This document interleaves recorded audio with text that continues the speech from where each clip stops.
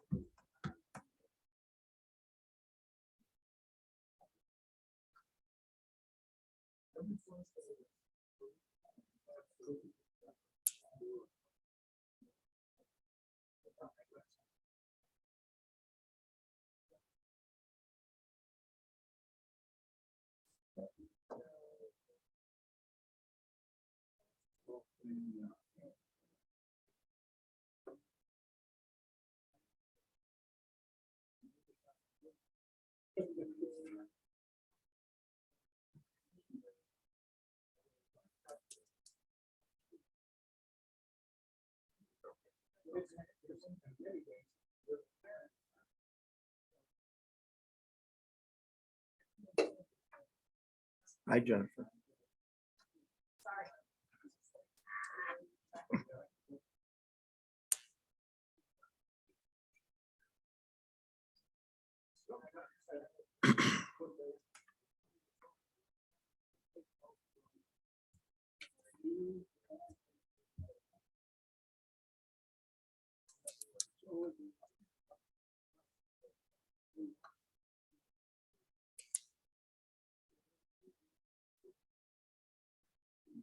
Ready, Rick? Good afternoon, everyone. I guess as my last official duty as the chair of 2021, I'll call the meeting to order. So welcome, everyone. Hope everyone had a great Christmas and a happy New Year and safe and whatnot. So it looks like, hey, Dave, looks like we have a quorum. And all alternates can still vote, Rick?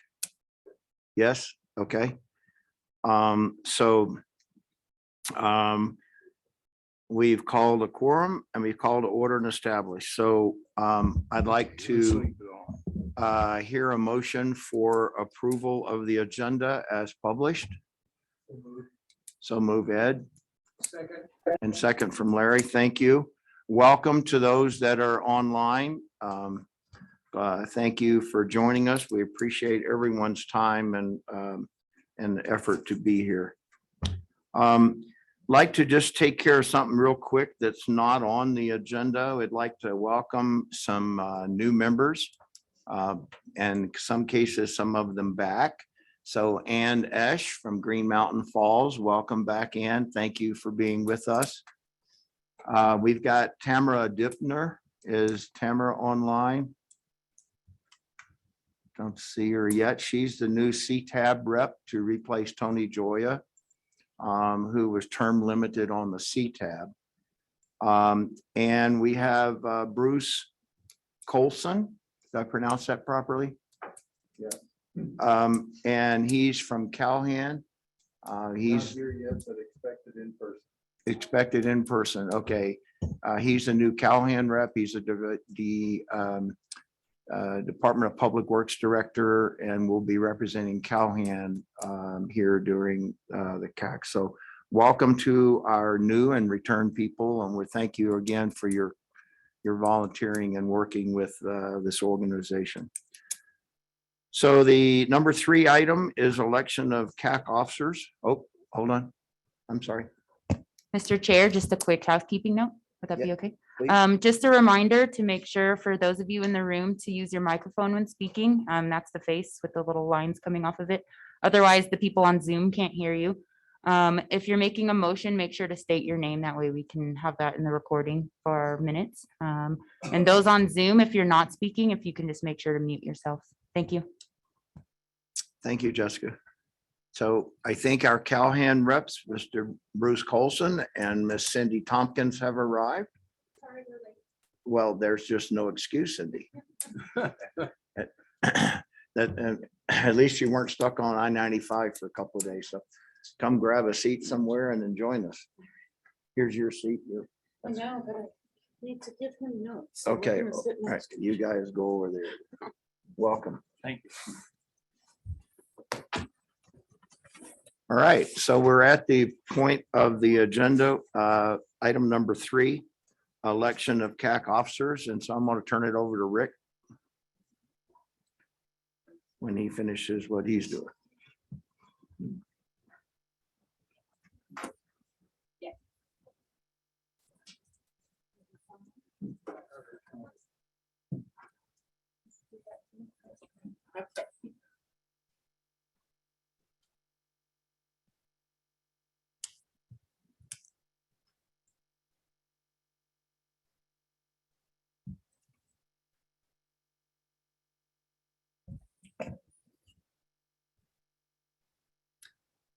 So at each year at the January meeting, the PPRTA CAC needs to elect its 3 officers, a chair, first vice chair, and second vice chair.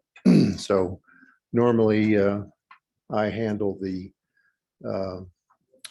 procedure to invite nominations for chair, and then as soon as the CAC selects its chair, then the chair handles the process for receiving nominations for first vice chair and second vice chair. So here we go. I'm opening the floor to nominations for the PPRTA CAC chair for calendar 22. Are there any nominations or motions?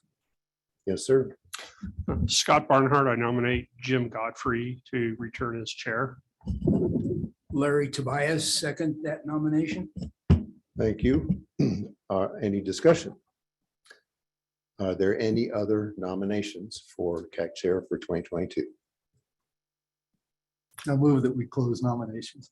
Okay, Second that, Richard. okay. Then we're now ready for a vote. Discussion, perhaps? Yes, I'd like to thank Mr. Godfrey for the extraordinary effort, the sacrifice, the time, talent, and probably treasury that you've contributed to both this organization, to the larger groups, and to the regional transportation network.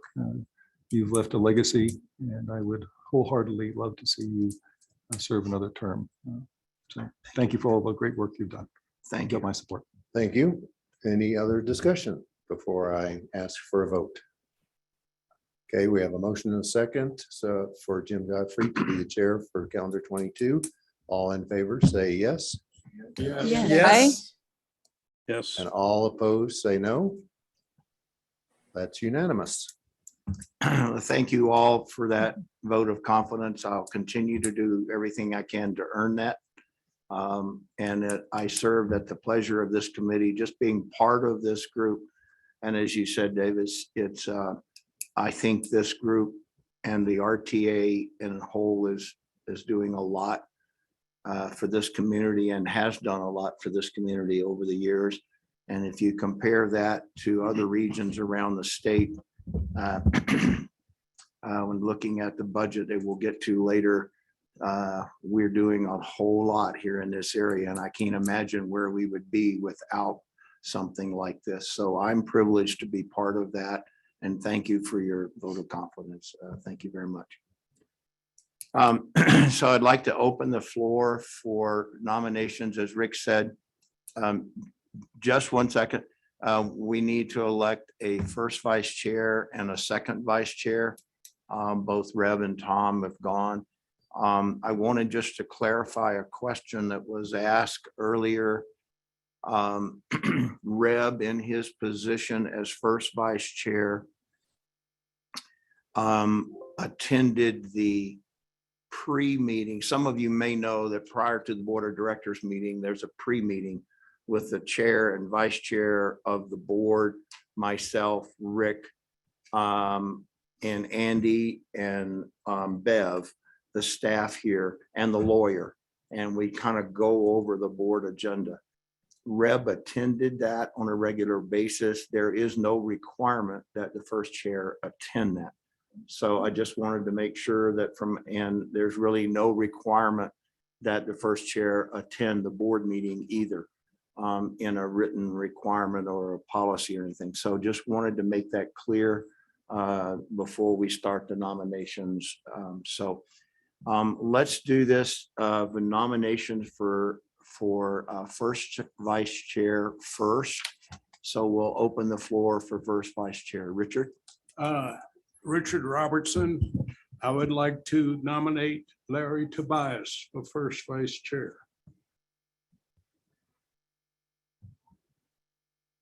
Dave Zelenak, I'd like to second that nomination of Larry Tobias, first vice chair. We have any other nominations for first vice chair? Ed? I move we close nominations. Okay. We have a second to close that nominations? Yes, Richard. Richard, yes. Okay, thank you. Okay. Rick, do you want to do the paper nomination or verbal? What? We have secret ballots if it's contested, if there's a second candidate. Okay. But if there's just one candidate and no other nominations, then Okay, want to be procedurally correct. So we have a nomination for first vice chair of Larry Tobias. No other nominations, and nominations are closed. All those in favor of selecting Larry as first vice chair, say aye. Aye. Aye. Any opposed? Larry, welcome. Thank you, everyone. You don't want to say anything? Yes, no? Congratulations.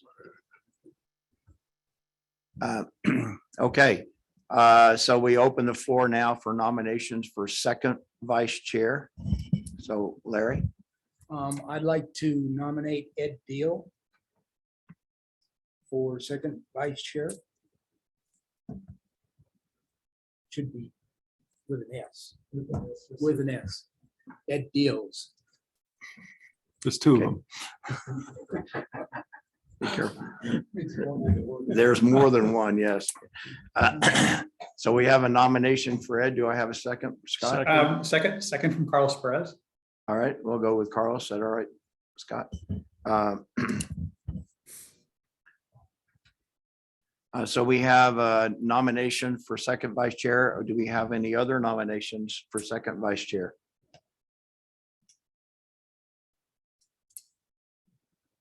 Not hearing any.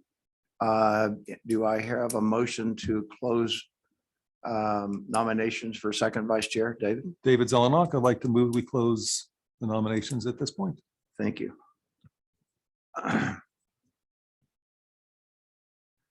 So we have a nomination to have a second to close nominations for second vice chair. Carlos Perez, I'd like to go ahead and second the motion to close nominations for second vice chair. Okay, thank you, Carlos. Okay, so only one nomination. So all those in favor of appointing Ed or electing Ed Dills as the second vice chair for 2022, say aye. Aye. Any opposed? Welcome, gentlemen. Thank you for your Congratulations. willingness to serve and continue to help this committee move forward. I appreciate it. Okay. Thank you all for that. Public comment for items not on the agenda. Are there any members of the committee that have any public comments they'd like to make? Anyone online? Don't see any hands up. Anyone in the audience? Okay.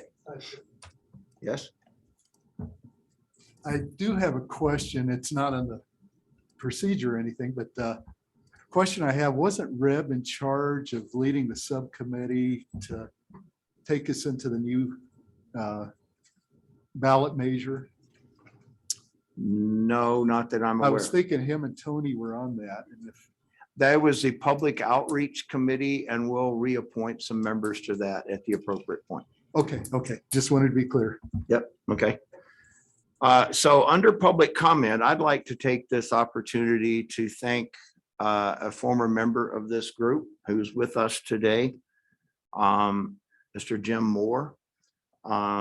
Jim, I've got a little certificate, so I'd like to just read that if I may.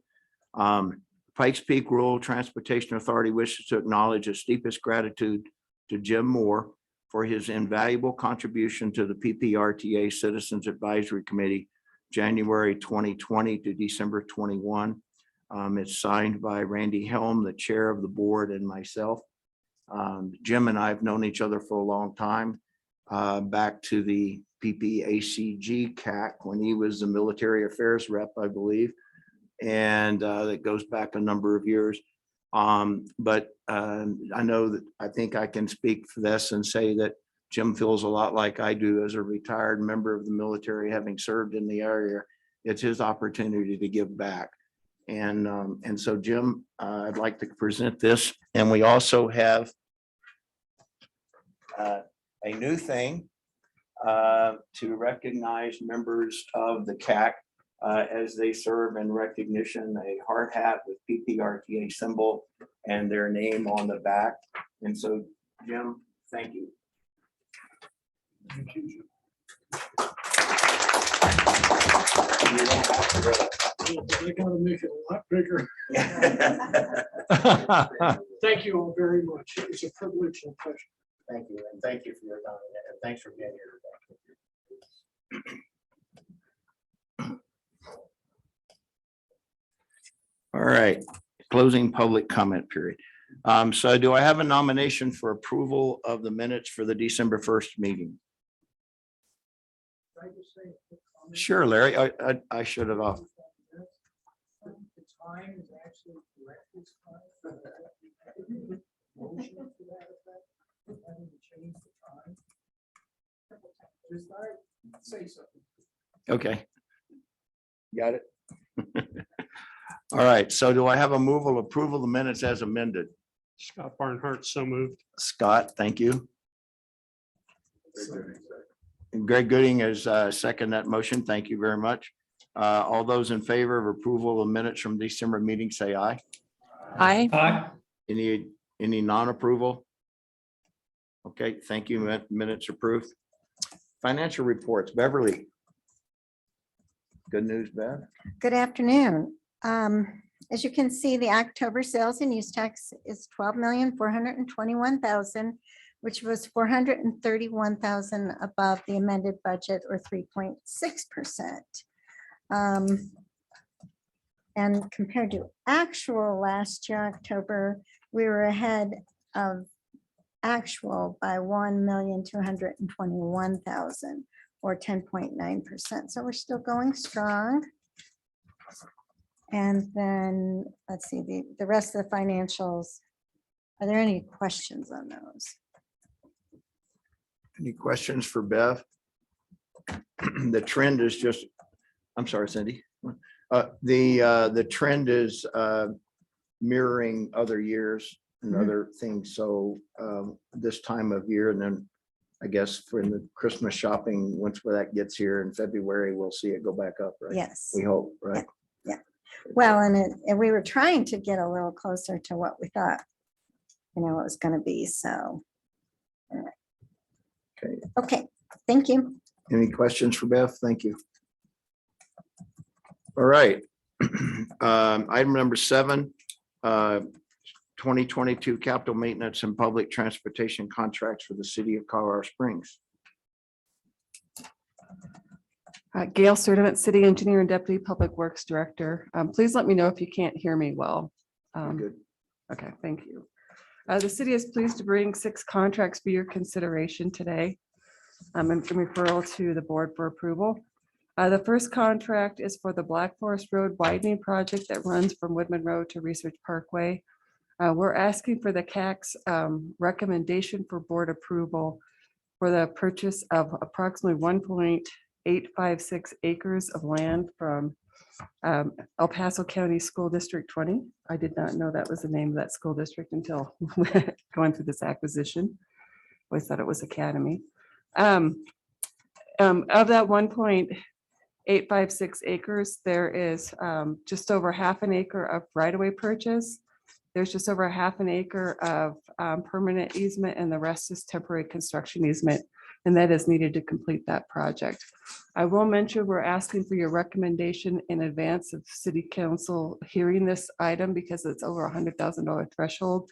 In accordance with the city's procurement rules, it does need to go to city council. That is scheduled for Monday and Tuesday of next week in advance of the board meeting next Wednesday. So we would still like your recommendation on that particular item. The city's second contract is also for the Black Forest Road widening.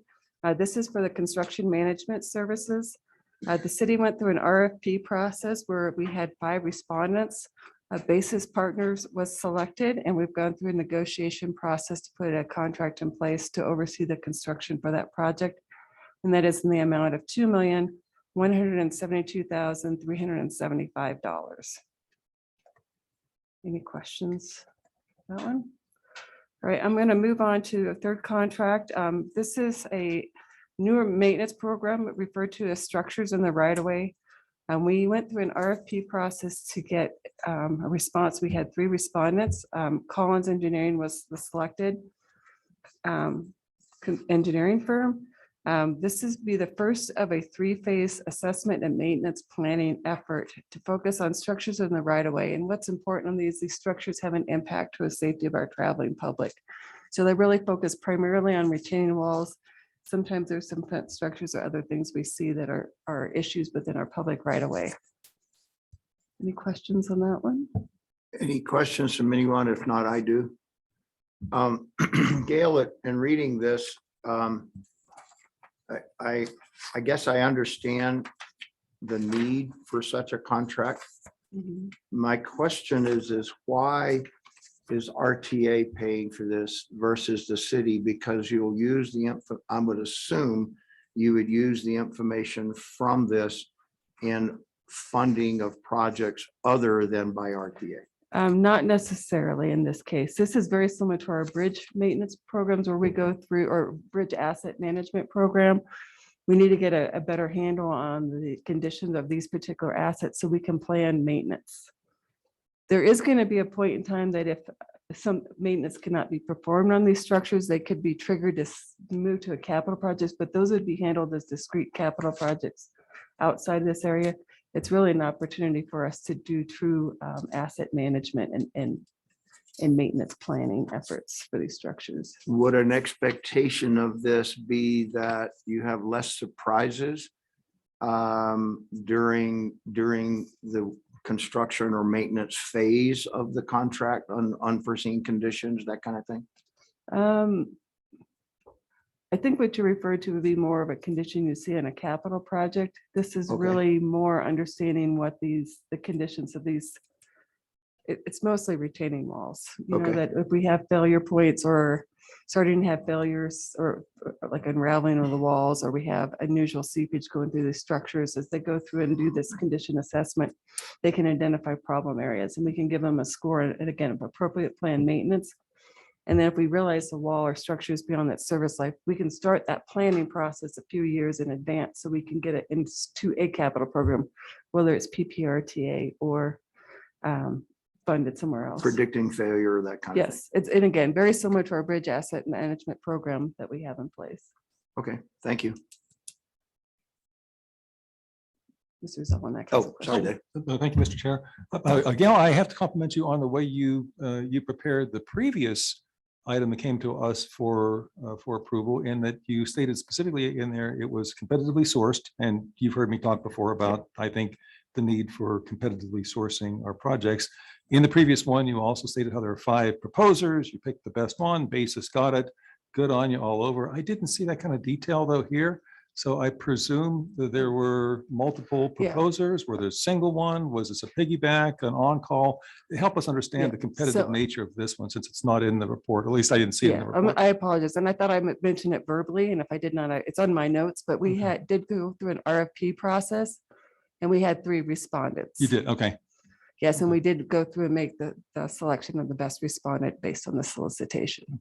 Good to know. Thank you. Very qualified firm, actually. They do this a lot for other jurisdictions, so. All right, are you ready for me to move on? Yes, please. All right, the city's 4th contract is for pre-overlay concrete. This is an on-call contract to do pre-overlay concrete services in advance of asphalt overlay. The city went through an RFP process. We have 2 firms that were selected to provide the service, HDC Inc. and Lucky Dog Construction. These on-call contracts would have a potential value of up to $500,000 each, or for $1 million total, but they would be used as needed and with budget approval for those activities. The city's 5th contract is for intersection improvements. This is particularly focused on the intersection of Old Ranch Road, Union, and Milam, where they all come together. There is a vicinity or location map provided in your packet for this if you're not familiar with that area. The city has gone through and done a temporary connection with those roads right now, but if you've seen them, you can understand that they're a very interim condition or a very temporary condition. This contract is to complete the engineering to go in advance of doing what's going to be the interim / longer term improvements on that intersection if we go through that area. This contract would go to AECOM to finish the engineering work in the amount of $97,685. How much of this could be or should be funded by the developer who drove the requirement to connect that road? In this case, prior to my arrival, they had made a decision that they did not have to make the connection of Union to Old Ranch Road at the time. So unfortunately, either the city or the county were really left with this burden. The city has taken on that section of Old Ranch Road and the first 340 feet of Milam as well, for the purpose of going in and starting to put these intersection improvements put in place. Yeah, where it turns to dirt there from that last intersection up that goes up to where it interacts with Milam there, where it comes off Mhm. that. Well, I mean, it's paved today. Yes. Last time. Again, in the very temporary condition. Yeah, right. This would be a more interim and safer condition that's out there. If you've been out there, you can see there's Jersey barriers and everything around that. What used to be a very sweeping bend going through there. There's issues with access in the driveways, but we needed to make that connection more from accessibility and safety issues on Old Ranch Road itself. Temporary connection lanes. Yes, Yes. I've got a temporary, we're moving to an interim. Someday may look something different. Four-wheel drive off-road Yes. trails. Yes, I get it. Gail, In this is that, Tamara Dittmer. intersection, there's a house, which you can see on that drawing. In the preliminary designs, have they looked at having to take that house and that property to really make that intersection? Are you referring to the one that's to the east of that intersection? Yes. Right now, we would not be taking that house. We have had a lot of discussions with that particular property owner. You know, they're one of the 2 homes that have a lot of access issues in that area. They also have a septic system that happens to be sitting in what's close to or in the right of way that we're having to deal with as well. So as of right now, the answer is no, but we are in close communication with them and that property owner to the west. It's kind of in that curve and with the post office in that area. Okay, thank you. Gail, this is Tamara Dittmer. What's the time frame to get that intersection to the final condition? To the final condition or this interim one that I've been talking about? Oh, sorry. I know there's what's out there right now doesn't look like the interim. So there's another step. There's an interim, Yes, then the so- final. Okay. Yeah, so what's there right now is only a temporary connection. Mhm. This contract is to finalize the engineering for what's going to be the interim connection, and we intend to go ahead and have that constructed next year. Okay, so I actually Or did have maybe we should- folks have concern about the temporary barriers that are right now out there. And there's some issues, I guess, as for visibility when you're not in an SUV or a truck. So what folks are having to do is, the right turn lane, that's Mhm. right there, they're having a hard time seeing over the barrier to Yeah, be able that- to make a yeah. turn. So is that something you guys can take a look at? And Yeah, we are definitely looking at that, and we had concerns about the site distance in that area, even in this temporary condition. Technically, it meets the requirements. Like from a driver's perspective, though, I can see that particularly if you're in a passenger vehicle, that may seem short. But it is a stop condition. It's supposed to be a stop condition, so that should help. That means you got to slow down to 10. I miles an know, hour. you do have to slow down. I know, shocking. But yes, I appreciate that comment, Tamara, and understand exactly what the concern is. And that's why we intend to have this in this better interim condition soon. the time frame soon, okay. Thanks. Really later this year. I said next year, but it's already next year. So Okay, good. thank you. Thanks. All right. Any other questions on that? I'll move on. The city's last contract for your consideration today. This is a good news one. This is the last city contract on the A list to get initiated. It's for the I-25 ramps and the improvements of South Nevada and Tejon Street corridor improvements. The city went through an RFP process where we had, I did not write the number down, but I believe it was 5 respondents on that. We did select Wilson and Company. We went through and did the negotiations. When we first put this memorandum together, it said not to exceed $500,000. And that was really as we were ironing out some of the scope and level of efforts. The city intends for this first phase of work would be in the amount of $191,258. And when they go through and look at this, I know it says I-25 and ramps, it makes you think CDOT, and there will be some coordination with CDOTs because we're likely going to be doing some modifications to the ramps, particularly in the southbound ramp area. But most of this is really looking at traffic circulation and safety improvements as traffic goes through and moves. On Tejon Street, South Nevada, south of the interstate, looking at Brookside on the south, and it really does look as far west as Motor City and as far east as Corona Avenue to kind of see how all that works through there. If you're familiar with that intersection, we've had a major problem with trucks getting off the interstate at that location and then turning on Tejon and then either missing the turn to Motor City or missing Brookside as they're out and ending up down and like where Ramona and where the roundabout is and getting more in the neighborhood area. So this is really meant to help improve that over traffic configuration. So again, we're going to be asking for your recommendation to proceed with Wilson and Company for that initial amount of $191,258.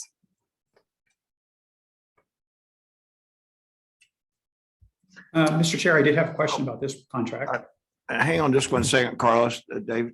A great overview, Gail. Thank you. I applaud the improvements to the intersection. I'll support it, obviously. The question I have for you is the recognition that I think the state has never really gotten for what I think became the first DLT, the displaced left turn in the region there, which is if you've driven southbound Nevada going southbound I-25, you've got that wonky, which I think is brilliantly done.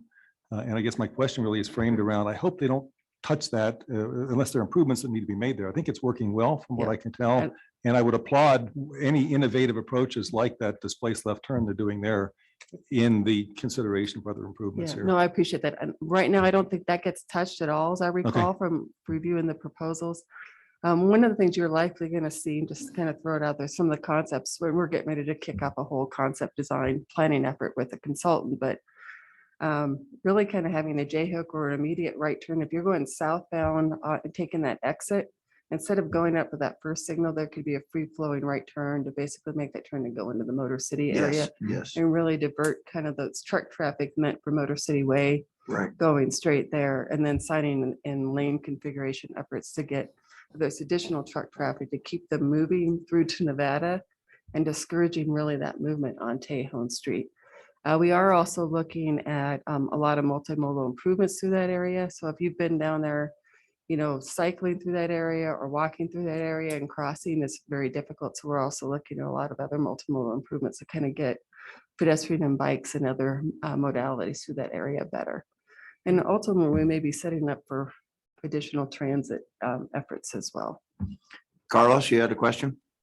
I guess I did. Thank you, Mr. Vince. You did partially answer that question about the multimodal active transportation components of this, which are in the plans or the designs. My question had to do, a second part of this follow-up on that, is there going to be any sort of public process or stakeholder input, or is this just an internal review, engineering design only, or is there going to be any outreach to stakeholders, especially those who are on bicycles or on foot? Yeah. As I recall, reviewing the scope, and most of our projects, we have a stakeholder group that's established, Carlos, and I would anticipate the same thing here. As we go through these concept screenings from the scope that we have laid out now, we're going to basically do a larger design charrette effort to come up with concepts and plans in advance of some of the stakeholder outreach to go and take ideas forward, trying to capture some of the best practices. One of the reasons why Wilson was selected because of the some of their sub-consultants they brought on board that have a lot of multimodal experience to kind of help with some of that planning effort. Thank you very much. Any further questions for the city on their 6 contracts? Ed? Will this impact Las Vegas and Nevada at all? I know there's been a lot of pedestrian fatalities in that No. area. And just curious if that would have any impact on that area. Right, no, it doesn't go that, it doesn't really go any further north in the interstate on this particular effort. There are other projects, and I know exactly what you're talking about, other projects. We've looked a lot of that intersection, particularly with first the Las Vegas corridor city that actually the county did, and then we've actually looked at that intersection with the Tejon and Nevada rail bridges. If we can get funding for that realignment and work that associated in Las Vegas, I think you'd see some improvements through there, just in general from a multimodal standpoint. Scott?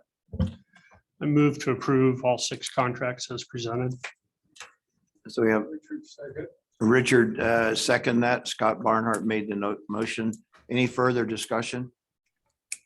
All Hey, those in Jim? favor? Jim, Yes? this is Sorry. Karen. Oh, that's right, Karen. I saw your note. Just one- Karen has to recluse herself. Thanks for bringing that to attention, Karen.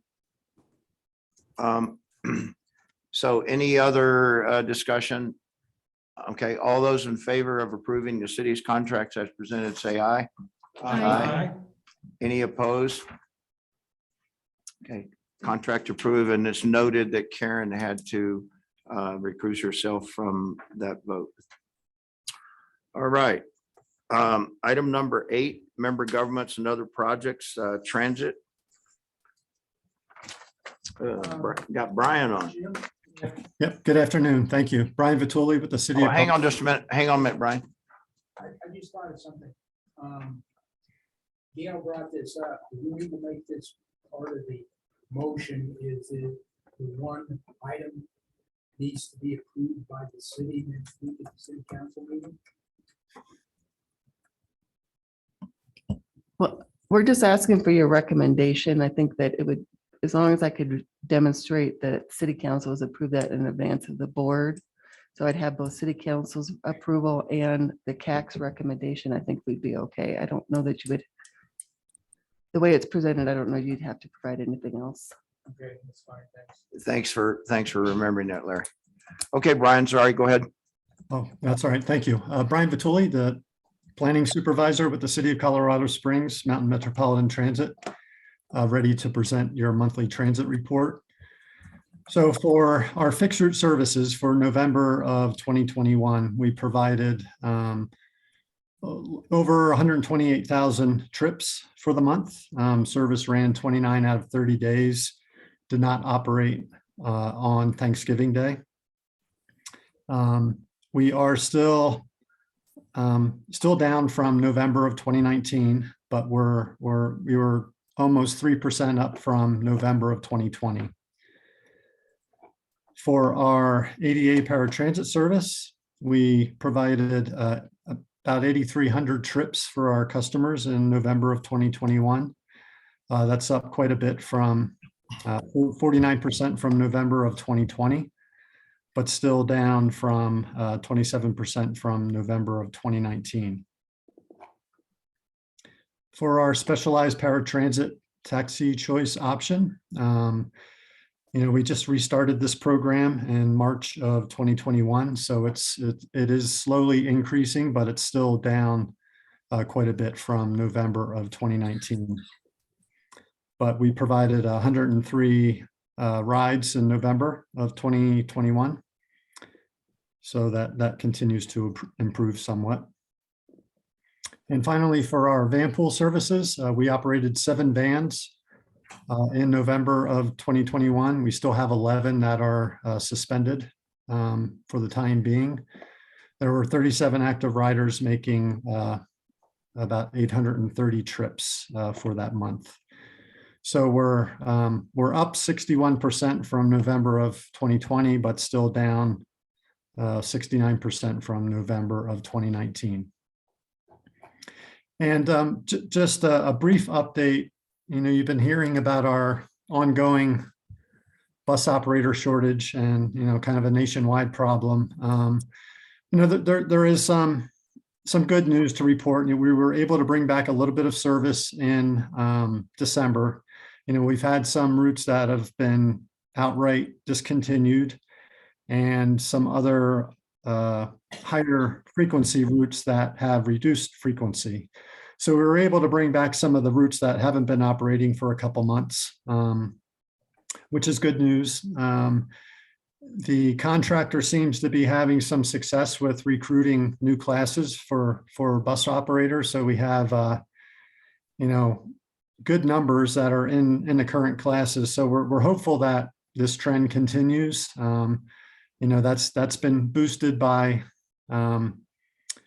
some higher wages that are being offered. So we think that's helping a little bit, but we're hopefully turning a corner. It's still going to be a slow process because we're still probably 20 to 30 bus operators down from where we should be to operate the service we should be operating. But for the time being, things are still going pretty well. But day by day, we're dealing with contractor staff that's either have COVID or being quarantined because of COVID. So it's kind of a take 2 steps forward and a half step back. So we're continuing to monitor that, but the trends are looking good to hopefully start bringing back some service. And we do that carefully. Before we make a decision to bring back service, we try to ensure that that service won't be taken back a week later. So, trying to look at the long-term sustainability of adding back that service. But I'd be glad to answer any questions. David? As always, David Zelenak. One comment, Brian. Again, nice work on this. I just had a meeting recently with the RTD, with your counterpart up at RTD, and he was sharing that as awful as, he didn't say it this way, but I would say it this way, as awful as your numbers look comparing to 2019, Denver RTD is even in much worse shape than you are. So congratulations on being less awful than RTD. If that's a nice way to compliment it. Yes, this is a national problem. What really struck me though, beyond that, is that he was explaining that I guess there's a national study out by Moody's that does financial projections for Wall Street. And they're talking now, there's a lot of national talk, maybe you've seen that, about a permanent decline of 20% in national ridership on mass transit. So I don't know if you've seen that or if you're aware of it, if you believe it, but any comments about where this is going in the greater strategic scheme of things? Yeah, no, that's a good comment. I've seen a lot of different articles about, when we all come out of this, how will ridership respond and will we ever get back to where we were pre-COVID? I think, the scale of the system has a lot to do with it. And you're right, RTD and the big agencies have been, their budgets and their personnel have been decimated by this. And I think, long-term with the way teleworking has kind of taken hold. I think there are going to be a lot of organizations that stick with that. So, the traditional commute patterns may not ever get back to where they were pre-COVID. But, I think for us and for the size of our system, while we're constantly trying to improve it, and we do have a lot of room to improve,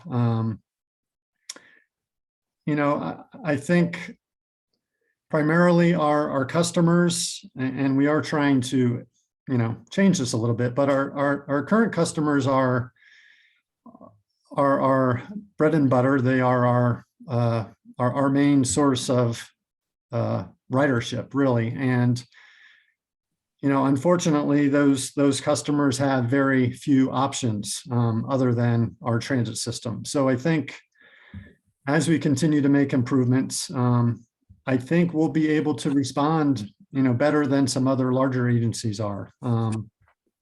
Still a question as to whether we'll get back to where we were, but I think we have a better chance of getting back that ridership than other agencies do. What certainly is noticeable. So again, congrats to you and for everyone doing the hard work to make yourselves less awful than the folks just up north. So keep up the good work. Thank you. Thank you. I think that was a compliment. So thank you. Hey, Brian, I got a question. When the toll roads open for the van pools, who pays the toll? The riders, or is that going to be included in your cost of operations? That is a good question. I'm not sure how that detail will be worked out, but I believe, I think just like, fueling the vehicles, there's usually a designated driver for those van pools, and the fuel is included in the cost of basically your membership to ride the van pool. I'm sure that will be somehow integrated into the cost, but yeah, you're right. I mean, that is something we're hopeful for. I mean, it will be, another year or so until tolls start, getting collected, and, the amount of toll, I guess, is still to be determined yet, but, we are kind of working with our partners to kind of see how that's going to roll out and how we market these services. And but yeah, it is actually going to be a great opportunity for our van pool and our carpool services. Start conditioning the drivers early. It's their choice. They can sit in traffic or use the rain, right? Right. Rick. This is Rick Sonnenberg. Don't hold me to this, but Brian, please research with CDOT to see if the van pools can get exemption stickers to put on the windshield. I'm remembering that buses are supposed to be exempt. So maybe van pools, just a vague recollection from 3 and 4 years ago. Okay, no, that's a good point. Thank you, Rick. Yeah, we'll look into that. All right. Well, any other questions for that? We'll move on to item 8C, 8B, the City of Colorado Springs monthly change order.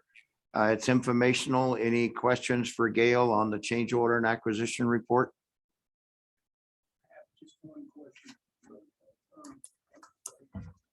Just one question, Gail.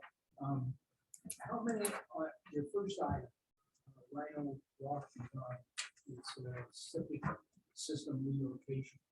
How many, is this the only septic system that they have identified that needs to be relocated? Yes, on Black Forest Road, there is just the one septic system, and this particular change order was just a contract extension.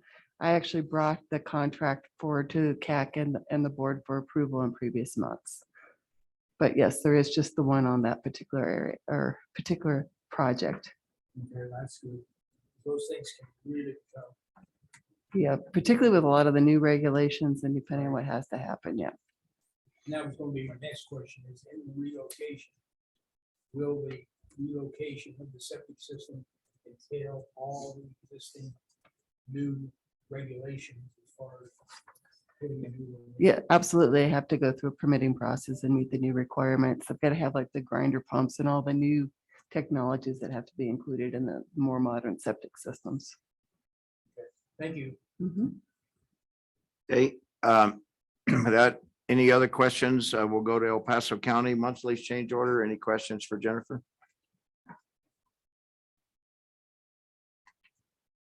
Okay. Rick, there's something in the packet, but not on the agenda. Right away update.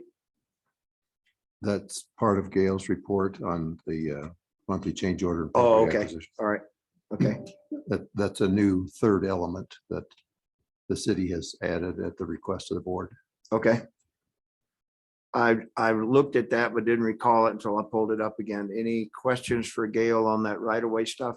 So basically, Gail, you're just telling us where you're working right away issues on projects. Yeah, absolutely. That's correct, Mr. Godfrey. I think it was 2 months ago, the board, just out of concern of knowing that right-of-way issues a lot of times impact the delivery of our projects, wanted to have an idea of where we were on the number of impacted properties and then how we were advancing with those. We put this table together to show those potential impacts. And you can see the I-25 Rams one has TBD because we're just kicking that project off.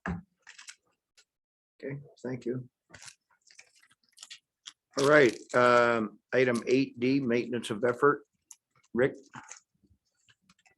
This is just a high profile reminder that annually the 6-member governments, but just 5-member governments now, the new 6-member government Callahan is not gonna owe us well, let's see, let me think about that a minute. Maybe you do. I was gonna ask, are we waiting to see what year you decide for, because I don't remember seeing that in our. Right. We have on our agenda. to Yeah, approve the IGA. good point. The base year is still under the possible revision of the base year for the founding 4-member governments is up in the air. So when the board policy is revised for the which is probably in the February cycle of the CACNA board, we probably need to put in RAMA's base year of 2008 to see if anybody wants to change that. And then, of course, Callahan's base year couldn't be any more current than 2021. So yeah, so we'll have to have a 3-part revision to that board policy regarding the base year, which is for the CAC and the board in the February cycle of meetings. So good question. All right, thank you. But the maintenance of effort provision, so this is a reminder that the establishing IGA requires the maintenance of effort provision. The base year is set by board policy. So the original maintenance of effort provision in the IGA didn't set a base year. So that's why a base year was set by board policy.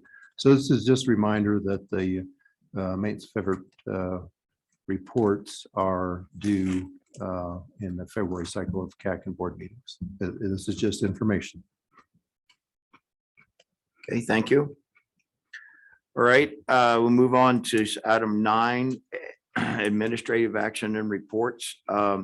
In your packet, you've got a report of recent board actions. And so read through that. If you got any questions, direct them to Rick or myself, and we'll do the best we can to answer those. Item 9B, Matrix 3, PPRTA Matrix 3. For some of our newer members that may be on board, just real quickly, about a year ago, has it been that long? One of the board members suggested that as we proceed towards public discussion of extending PPRTA for the 3rd time, that we go back and take a look at our policies, our procedures, our guidelines, IGAs, all those things, to see now after 20 years, is there something that needs to be tweaked? And so that this whole list of issues that you see in this document And many thanks to Gail and Jennifer for kind of being that they were impacted by a lot of those changes, took over control of trying to maintain an order during this process. And so that document contains the chronological history of what has happened and the discussion around those objects as we go forward. Some of those have driven changes. Some of them have, no, we don't see a need to make any changes. But I think that it's healthy for any organization over time to periodically go back and review your guiding principles to make sure they're still applicable as you going in. And this is a critical phase of going into discussion about an extension with the public. And we want to make sure that we've reviewed those things, that we've given it thought and had the discussion. So that's what this document recommends. So Rick, I'll hand it to you. Or Gail. So I'll give a 60-second overview and then Bev will take over the presentation. But as you can see from the memo, the board is ready at their next meeting next week to adopt the PPRTA 3 matrix items minus the maintenance of effort base year and the possible reorganization of the CAC membership. Those two, the board pulled off, and those will both be to the CAC and the board in the February cycle of meetings. So the remainder is ready for the board to approve. I think the CAC's already put in its comments on all items except the one item that Bev will present here in a second, which is whether or not there should be a revised PPRTA 3 revenue estimate for the 10-year period of 2025 to 2034 for PPRTA 3 that we're all moving towards a November ballot issue for the capital piece. Remember, the maintenance and transit continue indefinitely. It's just the capital piece that goes to the voters again. So Gail last March presented 4 options to the board, and the board approved scenario number 4 that Gail presented then. It was termed a planning figure. And my interpretation is that it was the board was anticipating revisiting the revenue estimate for the 10-year period of PPRTA 3 at a later date. And that's where we are today. And Beverly has a proposed revenue estimate for PPRTA 3, and she'll make that presentation. So we'll start off with scenario 4 that Gail got preliminarily approved. And she was using the base year 2019 revenue. That was the beginning point. So of 111.7 million for 2019, 1% growth per year. And the estimate was 1,242,000,000 for the 10 years for revenue, which means that the capital portion would be 683 million. So the scenario that I have in your packet and is the page with the highlighted numbers. So the key elements are, I'm suggesting we start out with 2022 revenue estimate of 150 million. And that we have annual growth of 3% per year. And we'll talk about that a little bit here in a second. A recession adjustment downward on the total revenue of 1%, because there probably will be some kind of recession during that 10 years. And then it's been recommended by the city and the county staff that we have the A-list fee estimated to be 75% of this revenue estimate. So when they're doing their planning and figuring out what projects they want to put on the A-list, they're going to take 75% of this revenue and figure out how many projects they can get done with that. I mean, all the member governments, also not just the city and the county.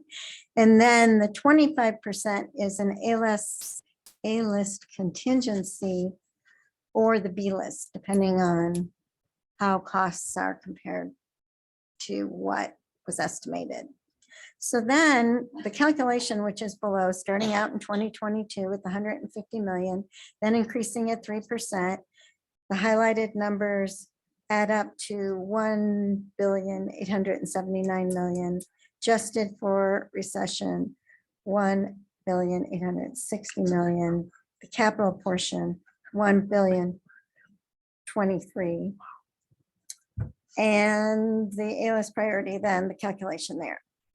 Now, we can talk about, I contacted the county and city finance directors and staff who did the budgeting. And I got a response from Sheree McDaniel at the city. And she said that the city used, this is for long-term projections, 5% growth for 2023 and 3% for 2024 and years after that. And that she thought the 3% growth was reasonable, if not a little conservative, but she was fine with it, basically. So I'm bringing it to the CACM board and seeing what everybody thinks and how they want to proceed with this, because we have to nail down some kind of numbers so that everybody can go and plan which projects and know how much revenue they're going to have over the 10-year period, an estimate anyway. So is there any discussion on this? Any concerns or issues with Bev's updated projection from anybody online? The only one I have is, and nobody has, well, maybe you do and you've got a crystal ball, but the only question that I have is how long, when we've had this phenomenal growth during COVID that we didn't expect to happen in terms of revenue and sales tax generation, is how long is that going to continue? And is that trend any upscale of the stock market or anything is sooner or later has got a correction? And the question is, when is it going to happen and how bad is it going to be? And that's my only, I'm not saying we can always go back and change this. But I think Bev's history has been very conservative. And we can always spend more money. It's hard to take it away once you've planned on spending it. We can always add more to it as we go along if this continues. So that was my only thought when I read these numbers and the projections. Go ahead. I wanted to just respond that I think there is a very good possibility that Bev's work will be verified over the years.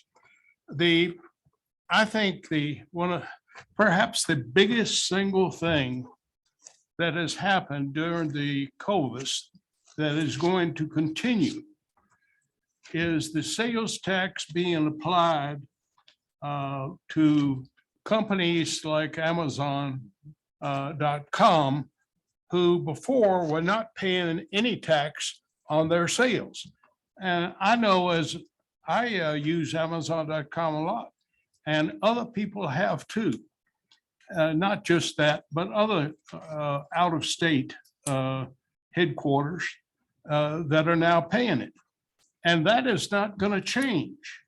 And I suspect because of the impact of COVID, people's attitudes and way they do business is going to change. By that, I should say it already has changed. And I think a lot of that is going to continue. And so I think that Colorado Springs has done exceedingly well. I think the governmental staffs, and including PPRTA, have all done a great job on estimating. And I support fully what Bev has put together. Thank you. Ann, did you have a question? No, I was just gonna agree with what you were saying. Oh, okay. Any other questions from anybody online? Yeah, I had a, Mr. Chair, yeah, I have Okay, a go ahead. question. Go ahead, Carlos. Yeah, thank you so much. Very good information here. Just looking back at the PPRTA two, the 75% on the estimate for the A list. I don't, what was the, I actually have a two-part question here, but let's just answer the first one. For the A list in 2000, for the PPRTA two, what was the percentage allocated to the A list 10 years ago? Or, PPRTA two, sorry. Was that 75%? I vaguely I recall believe it is. It was 70%. 75%, and it was a flat revenue figure for the 10 years is what. So that was too conservative, so. It was 75%, 10 years. So you're using the 75% was what was used for PPRTA two. Is that correct? Yeah, and the city and county staff recommended that, and they still do.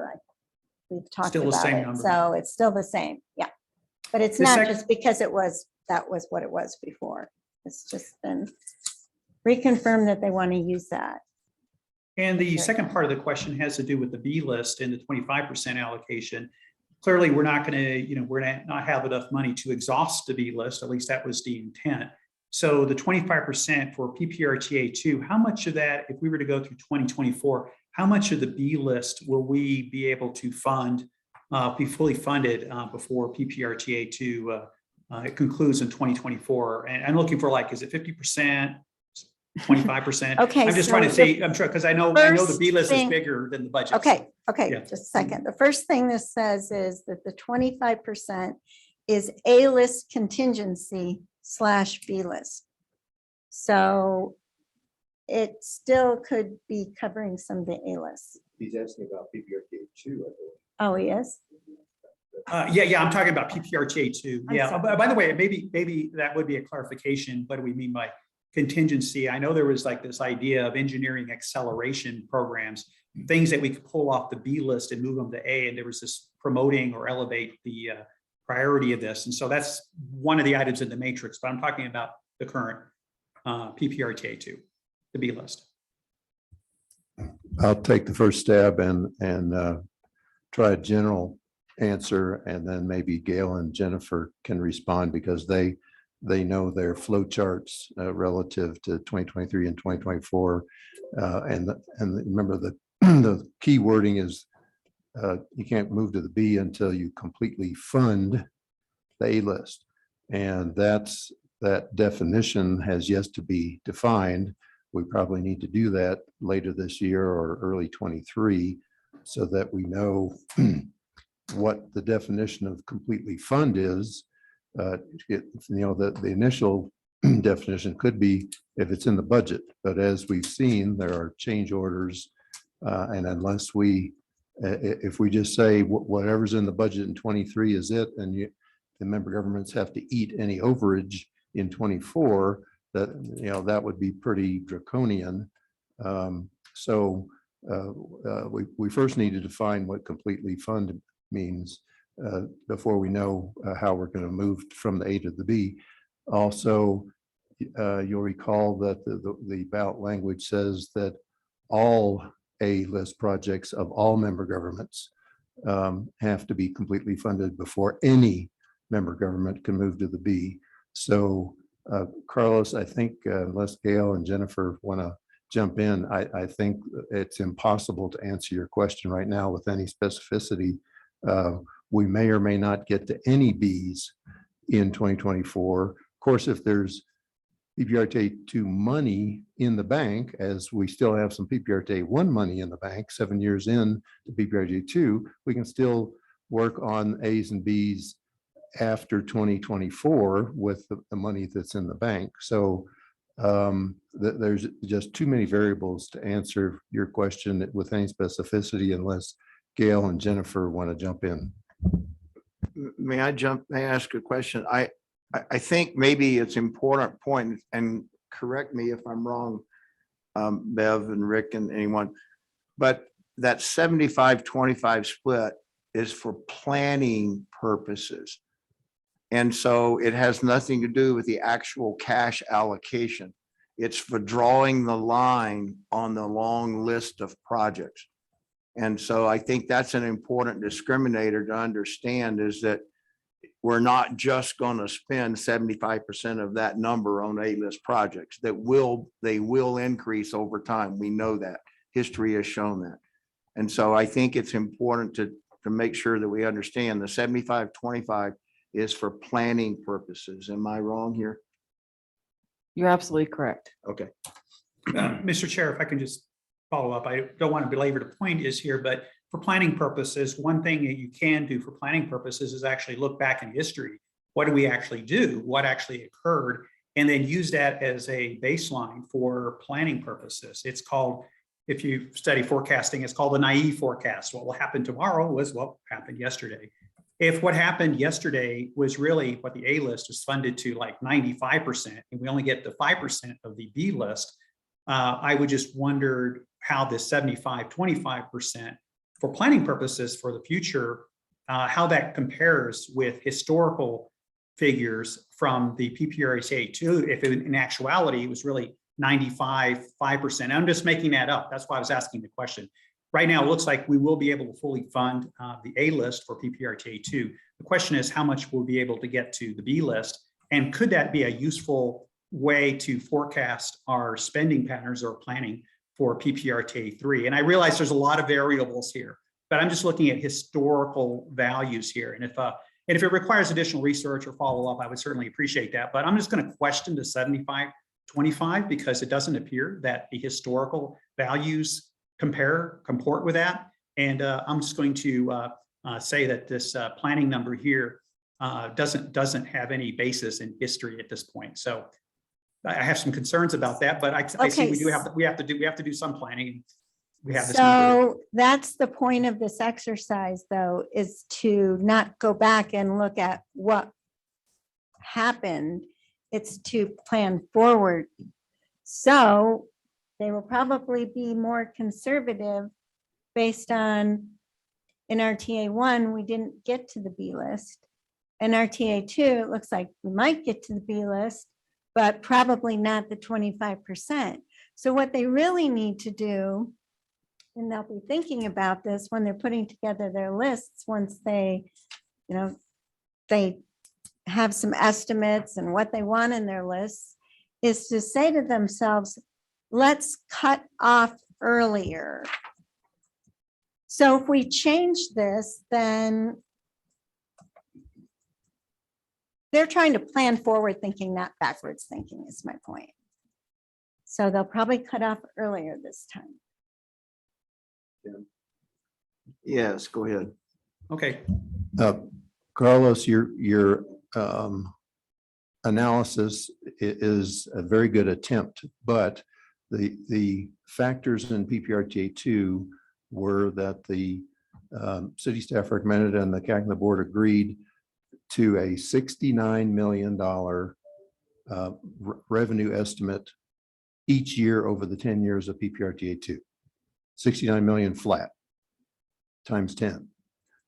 We're at 130, 140, 150 million now, and we still have 2-3 more years in PPRTA 2. So that versus what Bev is recommending is apples and oranges. So that history, that fact of a flat 69 million for 10 years versus the skyrocketing revenue we've had is not apples oranges. On the expenditure side, the city, the member governments did back of the envelope cost estimates versus what the board has authorized the city and county to do now, which is spend $500,000 to get some better cost estimates on their capital projects. So that's apples and oranges back of the envelope versus spending $500,000 to get better engineering estimates on the capital projects. So on both the revenue side and the expenditure side, it's PPRTA 2 and PPRTA 3 are apples and oranges. So using PPRTA 2 factors on the revenue and expenditure side as a as an analysis of how to go with PPRTA 3 is just apples and oranges on both sides of the equation. So I think I think the CAC board can do whatever it would like and draw the, pick 75-25 or pick some other numbers. So you're talking about a 10-year period that's 3 years away. Oh, sorry, Mr. Chair, like I said, I wasn't trying to dispute the analysis here, but I'm going to make a distinction between the absolute number for the revenue forecast, which is a percentage increase. What I was asking about was the allocation percentages from PPRTA 2, and if that could be used, and I'd realized there were different considerations there, but a percentage estimation or allocation is independent variable than the actual revenue that increases a percentage over time versus PPRTA 2, which was a flat rate. So I failed to see the connection between the two values, between the allocation percentage and the actual revenue by year, unless you guys have done some analysis and say this percentage matches up with this revenue allocation. But right now, this chart doesn't show that. So I'm going to just leave it at that. I think I'll cover, if I have further questions, I'll just ask online, and maybe I'll just read these reports a little more clearly here and try to understand a little better where these numbers came from. But I appreciate it. Thank you so much. Okay, so I could use a motion for the board. So the motion would be to have the board consider Bev's recommendation. So moved by Cindy. Seconded by Ed Dills. So we have a motion and a second to approve Bev's recommendation to the board for consideration by the board. Any further discussion? All those in favor say aye. Aye. Any opposed? Okay, all right, Thank motion you. carries. Thank you. Item 9C, appointment, reappointment process for CAC members. Rick? Just for information, the CTAB has reappointed Karen Asplin. CTAB has also appointed Tamara Dipner to take Tony Joya's remaining term, 1 year left on his term. Paso County has appointed David Zelnot for another term. Town of Green Mountain Falls has appointed Ann Esch for their second CAC member. Town of Calhan has appointed Bruce Coulson as their CAC member. And Jim Godfrey was approved by the board because you'll recall that the board approves the at-large alternate CAC members. So Jim Godfrey was appointed to a 3-year term starting this month for 3 years. There are 2 at-large regular seats open.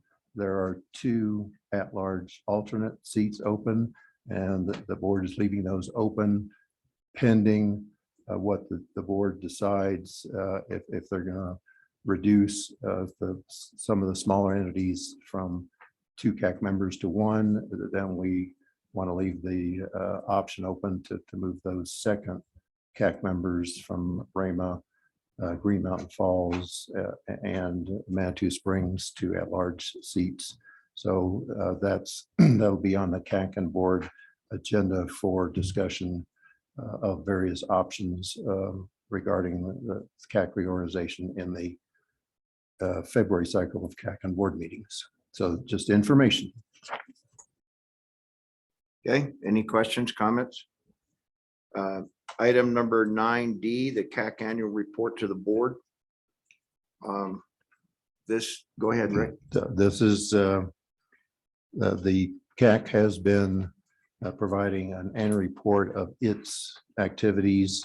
This is separate from the annual report to the citizens. That's the multicolor brochure that goes to the CAC board in February and March, and goes out to the public in April. So this is the CAC's activity report to the board.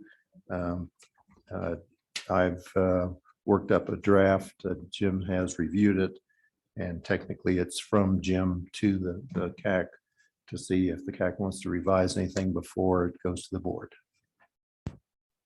Yes, sir, Mr. Hoover. I just came up with one thought on the PPRTA 3 preparation. I think that if appropriate, we ought to mention in there the amount of time and effort that the city and county staff have spent building on this matrix. It should be mentioned in that section there. Great point. Yes, I agree. Well, we'll put something in there for that. Thank you for that reminder. David? But likewise, incredible job, nicely done. If I could suggest one minor addition as well, I think the greenhouse gas item that we had some spirited discussion here is worthy of elevating to the annual report. And I don't know how or what, or we would, what we would say other than we explored it, we supported a position, and we lost. It was unanimous, I think, at the CDOT commissioner level a few weeks ago. It's a loss. It's in the loss category, but it's still, I think, important enough to highlight that we did explore it. And The only question that I would have is, as I understand it, and Rick, you correct, but the RTA as a self-funded entity under PPACG, which is the TIP. The Transportation Improvement Plan, and that the self-funded projects individually don't fall under that greenhouse gas, fair enough. only collectively as part of the ACG. And so to this point, we don't know the impact of that final decision yet on mentioning that its potential may be worthwhile, but my concern would be I don't know how I would Yeah. express. yeah, I'll defer, let's defer to Rick for that. A little clarification. There are the PPACG tip has to include all funding sources, whether it's federal, state, local, or private. They all count against the greenhouse gas measurement, including all the PPRTA projects where there is an added traffic lane, because the state legislation presumes that if you add a travel lane, and Gail's probably going to modify what I'm saying, but the legislation presumes if you add a travel lane, then you are de facto adding greenhouse gas. So for whatever PPRTA capital projects or maintenance where you're adding a lane, that adds to the model, the computer model, that PPACG has to factor in those new lanes of traffic, whether it's funded by federal, state, local, or private, including private developers. The enforcement, the state's enforcement, CDOT, against a local cog like PPACG is against the cog, not the private or local funding source. So the PPRTA is exempt from enforcement, but if we add any lanes that impacts PPACG's greenhouse gas model, which CDOT watches over and can do enforcement against PPACG because of our added lanes. So if we're adding Mark Shuffle Road, adding lanes out past Jen's office, that triggers it. Yes, that goes into the model. And that is PPRTA funded. Not what much of it was. It's a Right. blend of funding. Can I just put clarification on Yes. where the difference comes in? If PPRTA is considered a program, holistic, right? They just look at it, so it just says PPRTA. The only time a PPRTA project gets listed individually in the tip is if you leverage PPRTA money for outside funding. And that's where the state could come and have influence directly over that project if we pair it with federal funding, for example. Otherwise, it's collective. But what happens in the model as we expand in lanes, basically when we have federal funding come in, we're really only going to be able to do what they refer to as mitigation projects in the future. So if we get the STBG, which is Surface Transportation Block Grant money, or TAP money, which is usually alternate transportation solutions anyway, we're really only going to be able to put that towards mitigation projects, because if our RTA projects are having to add some capacity and we're not mitigating that capacity to that greenhouse gas intake or thank you. Anyway, lost for a word there. With the project itself, it's going to increase the model. So as a region, we're going to have to be a net neutral, right? Or a net reduction is really what the goals are provided to us. So Rick's 100% right. They can't directly leverage us on RTA funds, but they are going to be able to leverage anything that comes to us from the state and federal side. I happen to be a fly on the wall in a meeting this morning where actually, Rick, your counterpart with the Denver Regional Council of Governments, Dr. Cog, said that the way their interpretation is, which is fairly similar, I think, to Gail, what you're saying, but the Dr. Cog, Denver region, 58 cities, billions of dollars of construction projects as it relates to developer projects, is any developer project under construction by, and he said a February of this year effective date. So that's pretty quick. If it's under construction by the February effective date, it's exempt. If a developer lane widening project, for example, or it could be a PPRTA lane widening project, is under construction after the effective date, it's subject to it and could be restricted. And my question was, well, have there been legal challenges? Too early to tell, but he wouldn't be a bit surprised. So I just want to throw that in. That's the Dr. Cog interpretation. Construction or not, February, yes, no, exempt, or proceeding ahead. That's a big deal. Well, the downside of that is it may impact RTA two, the completion of RTA two. That's huge. So particularly some of the larger lane widening projects that are left, it could potentially impact the ability to fully fund a project in order to move on to other stuff, because we're prohibitively going forward with that project because it falls under that criteria. So that's part of that discussion about what's fully funded, the impact of greenhouse gas, all that's got to be thought through and discussed.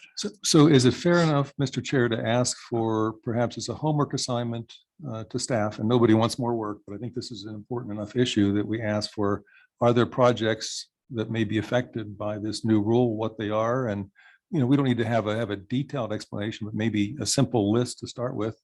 What projects on our PPRTA funding list may be subject, and what are the potential consequences now that we know where we're going? Gail? Or Richard? Go ahead.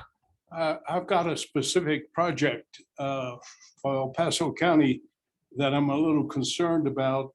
Is that going to be impacted?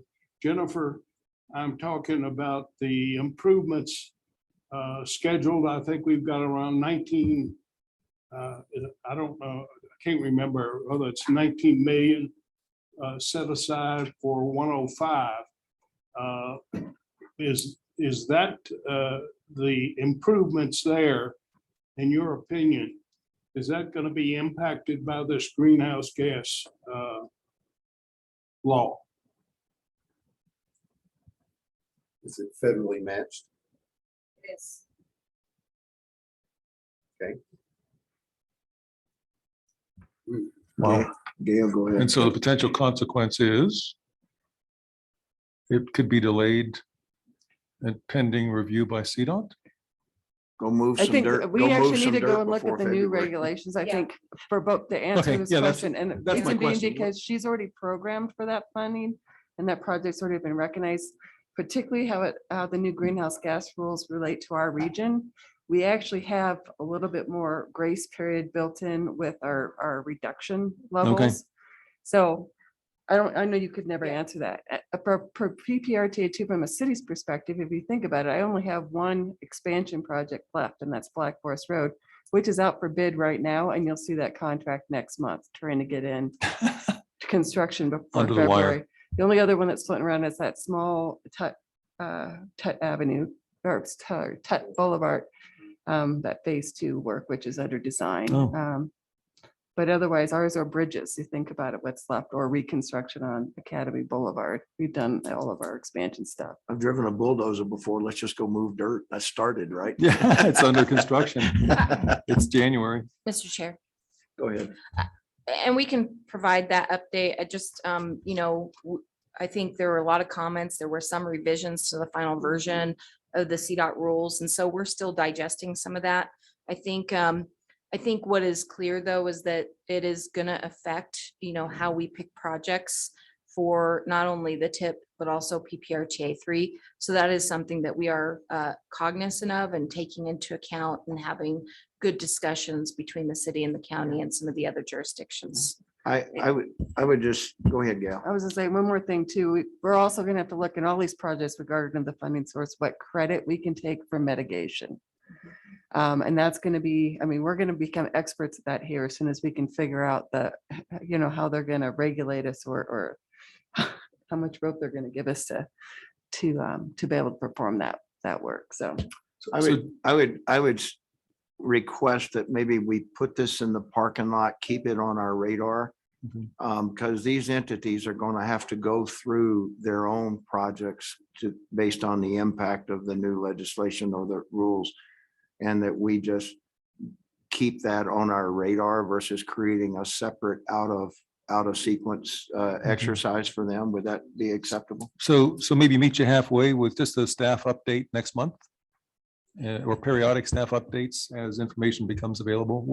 Where I think we both agreed, Mr. Chairman, is we can't let this is too important an issue for this economy, for this region to let it fall through the cracks. We need to keep it, I think, active, alive, and in front of us. Yeah, I think we'd be more than willing to come and provide periodic discussions.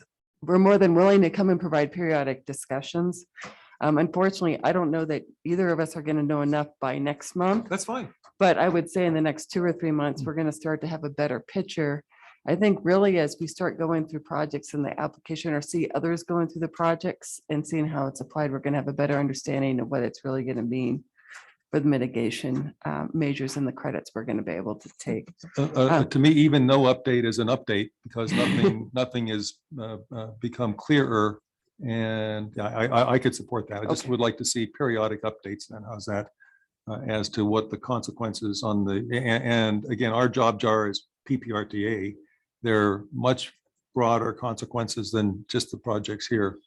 I think it'd be irresponsible for us not to highlight the grave consequences of this state action. And I have to ask, how did our local CDOT commissioner, did she vote in support of the regional position?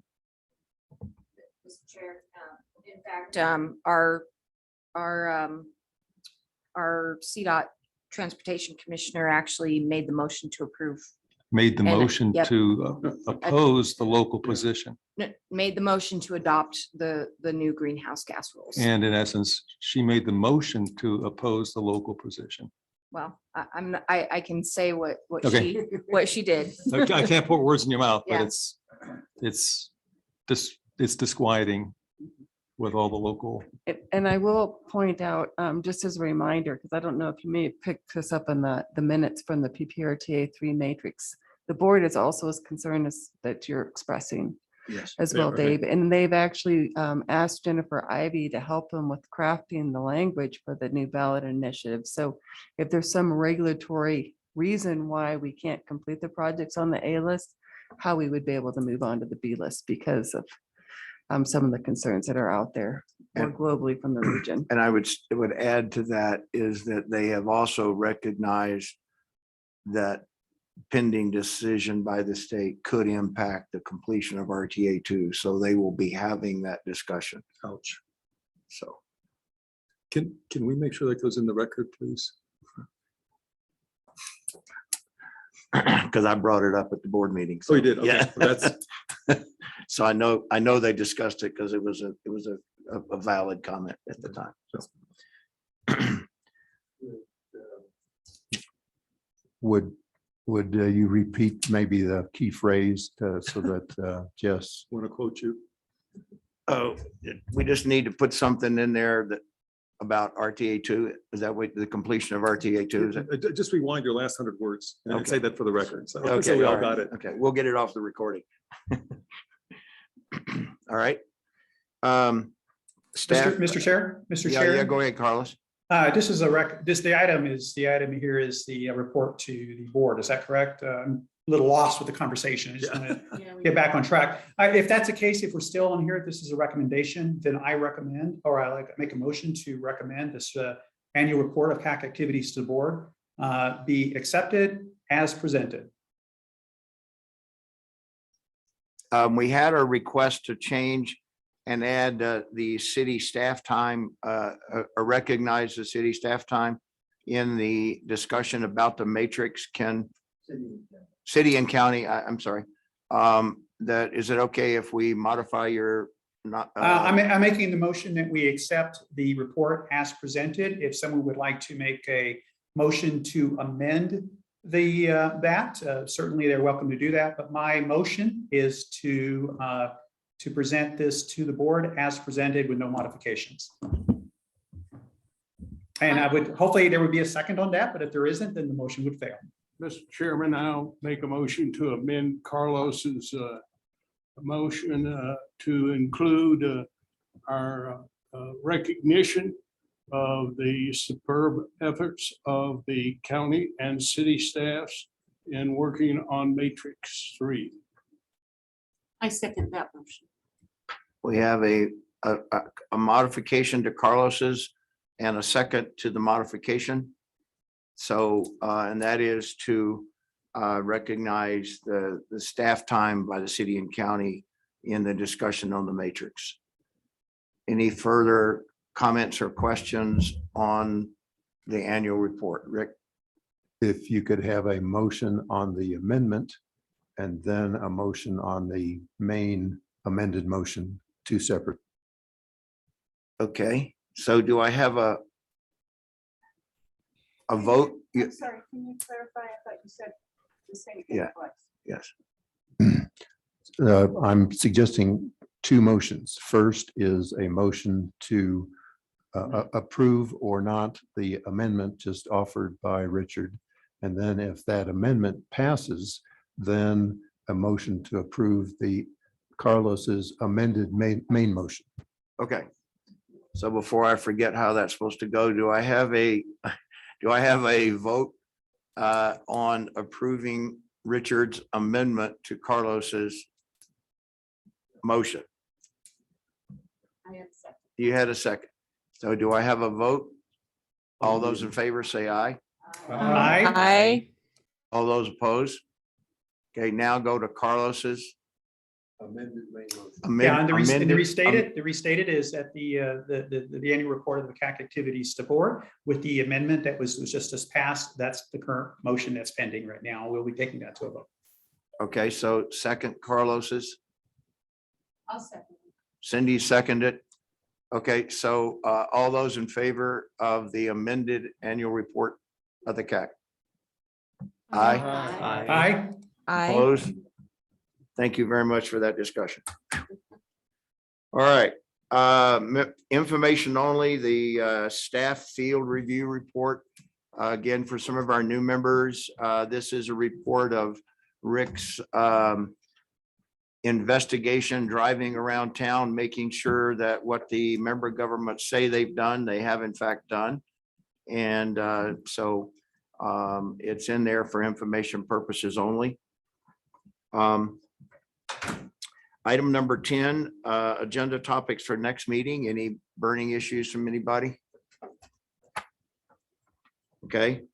Under communications, I have a communication I'd just like to share with each of you. It's been a while back. The city presented a contract for us to look at for a Platte Avenue corridor study. That study is going along well. There was a planned public meeting on December 15th, a virtual public meeting that got canceled because of all the high winds. That meeting has now been divided into 4 different meetings, but they also recorded all of the data.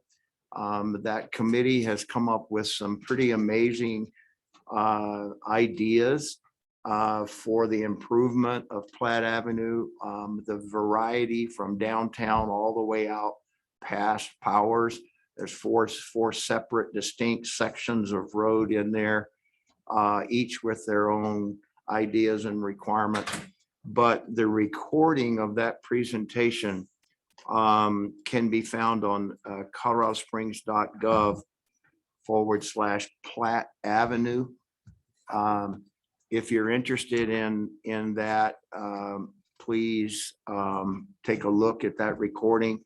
But it's and it's also available on the city's Project Platt Avenue Core Study website. It has a whole website that covers that. So some pretty a lot of thought, a lot of very public input and involvement in developing of the alternatives for Platt. And I think you may find some of them pretty interesting. So interesting quarter. I was part of that study. And I'm pretty amazed at some of the things that that the group and all has come up with. So any questions? I've got an email, but glad to share with anybody or have Rick share it if you're interested. Cindy? I actually just wanted to introduce Bruce Coulson. So he was in the minutes. He was appointed by the town of Callahan. He is our Public Works Director for Callahan. He actually also worked for CDOT in his past, but lives in Callahan and joined us a couple of years ago. So that's, I just wanted, and then one thing for Rick, now that we are official, I would like to change the letterhead and include Callahan, please. Oh, all right. Attention, imagine that, a town clerk paying attention to detail, right? Awesome. Good job, Cindy. Welcome. Welcome. All right, that completes everything on our agenda. Anything anybody else has? Anybody online? Like to move for adjournment? And we have a motion to adjourn, Second. seconded by Larry. All those in favor? Aye. Aye. We're adjourned. Aye. Thank you all for your time. Appreciate it. Good discussion. Hey, Ed, congratulations. You and Larry are a good team. Helping our leader here. I don't know about that. Probably I'll get burned by my big mouth someday. But do you prefer Larry or Ed? That's what I thought. It's nice to see you again here. And yours is Mo and that's Larry. Harry, Mary, that's cool. Anyway. Oh, that's right. Yeah, you're both kind of in this. That's right. Oh, I didn't think about that. We are well acquainted. Yeah. Map maker, GIS, computer whiz. Yeah, our companies work together, so. Yeah. Yeah. Today's my 86th birthday. Oh, what a heck.